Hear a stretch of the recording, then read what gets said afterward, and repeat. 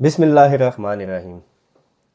اقبال فرماتے ہیں وضع میں تم ہو نصارہ تو تمدن میں حنوت، یہ مسلمان ہیں جنہیں دیکھ کے شرمائیں یہود۔ عجیب لوگ ہیں ہم کہ جنگ کی آگ کو دروازے پر دیکھ کر بھی ہلتے جلتے نہیں ہیں۔ جنگ ہے کہ ارد گرد کے سارے گھروں کو جلا کر بھسم کر چکی ہے، مگر ہمارے اندرونی اختلافات ختم ہونے کا نام نہیں لیتے۔ کتنے ہی بے غیرت رہنما، کتنے ضمیر فروش ملا اور کتنے ہی ابن الوقت ٹاؤٹ پالیسی میکرز ہمیں دہائیوں سے مل کر چے بنا رہے ہیں اور ہم بن رہے ہیں۔ ہمیں عالمی استعمار کی بلا کھانے کے لیے کھڑی ہے۔ اب جو بات میں آپ کو بتانے جا رہا ہوں وہ سن کر آپ کو حالات کی سنگینی کا اندازہ ہوگا۔ امریکہ کے سیکرٹری آف وار پیٹ ہیگسیتھ، انتہائی خبیث انسان جو اس وقت جنگ کو لیڈ کر رہا ہے، اس نے اپنی بازو پر 2 ٹیٹوز بنوائے ہیں۔ پہلا ٹیٹو ہے جسے جیروسلم کراس کہتے ہیں۔ یہ ٹیٹو 11ویں صدی کے اندر جو کروسیڈز یعنی صلیبی جنگیں ہوئیں اس میں نائٹ ٹیمپلرز کا نشان تھا۔ اب نائٹ ٹیمپلرز کون تھے؟ اس کے لیے جا کر آپ پرنس گاڈفرے کی تاریخ پڑھیے۔ یہ انتہائی سفاک عیسائی سپاہی تھے جنہوں نے مسلمانوں اور عیسائیوں کا بے دریغ قتل کیا، خون کی ندیاں بہائیں۔ اس ٹیٹو کے ساتھ ڈیوس ورلڈ کے الفاظ بھی لکھے ہیں، جس کا مطلب ہے کہ خدا کرے گا یا خدا چاہتا ہے۔ دوسرا ٹیٹو زیادہ نفرت انگیز ہے۔ ہیگسیتھ نے اپنے بازو پر لفظ کافر ٹیٹو کروایا ہوا ہے، اور وہ آپ سب کو یقیناً معلوم ہے کہ دجال یعنی اینٹی کرائسٹ کی پیشانی پر یہ لفظ لکھا ہوگا۔ مسلمان یقیناً یہ بات جانتے ہیں کہ دجال کون ہے، باقی دنیا اس کو اینٹی کرائسٹ کے نام سے جانتی ہے۔ یہی نہیں، مسٹر ہیگسیتھ کا کہنا ہے کہ ہم مذہبی اسلامی حکومتوں کے ہاتھ کبھی بھی نیوکلیر بم نہیں آنے دیں گے۔ پاکستان کے پاس تو پہلے سے نیوکلیر بم ہے، آگے آپ لوگ خود سمجھدار ہیں۔ کچھ اسی طرح کے بیان نیتن یاہو نے بھی کچھ عرصہ پہلے دیا تھا کہ ہم مسلمانوں میں خلافت کبھی بھی واپس نہیں آنے دیں گے۔ ہیگسیتھ اس لڑائی میں اکیلا نہیں ہے جو مذہب کی بنیاد پر اس جنگ کو لڑ رہا ہوگا۔ یاد رکھیے مارکو روبیو، ٹیڈ کروز اور لنڈسے گرام جیسے ورمنز بھی اس طرح کے بیانات بلا روک ٹوک دے رہے ہیں۔ ٹرمپ بھی بلا کم و کاست اس طرح کے بیانات دے چکا ہے۔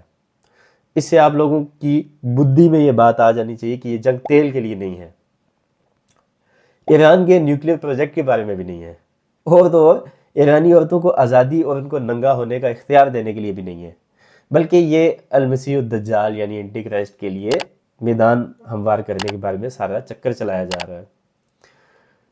ایک سرخ گائے یعنی لال گائے کی قربانی بھی دی جا چکی ہے۔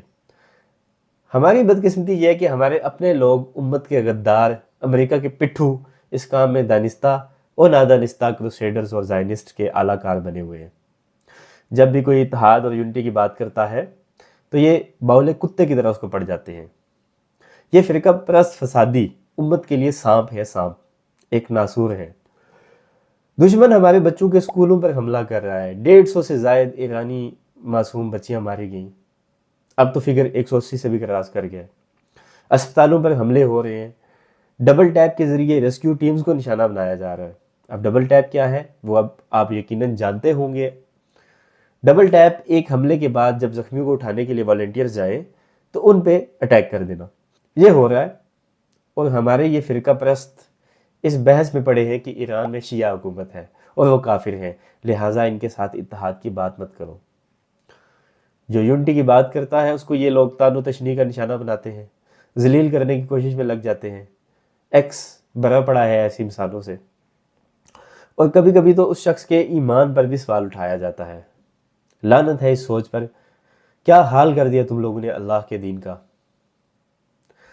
کیا دشمن کو کوئی فرق پڑتا ہے کہ کون شیعہ ہے اور کون سنی، کس کے خلاف کتنے فتوے ہیں، کون صحابہ رضوان اللہ علیہ مجمعین کے بارے میں زبان درازی کرتا ہے یا ان کی تعریف کرتا ہے؟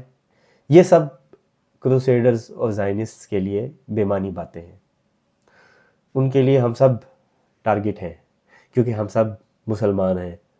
یار تم اپنی لڑائیاں امن کے دن کے لیے بچا کر رکھ لو، جنگ ختم ہونے دو، واپس چلے جانا۔ ایک دوسرے کو کافر کہنا کسی کو کیا فرق پڑے گا؟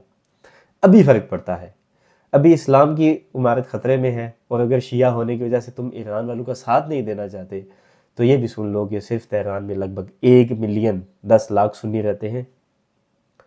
پورے ایران میں کل 4 سے 5 ملین سنی، یعنی کہ 40 سے 50 لاکھ سنی رہتے ہیں.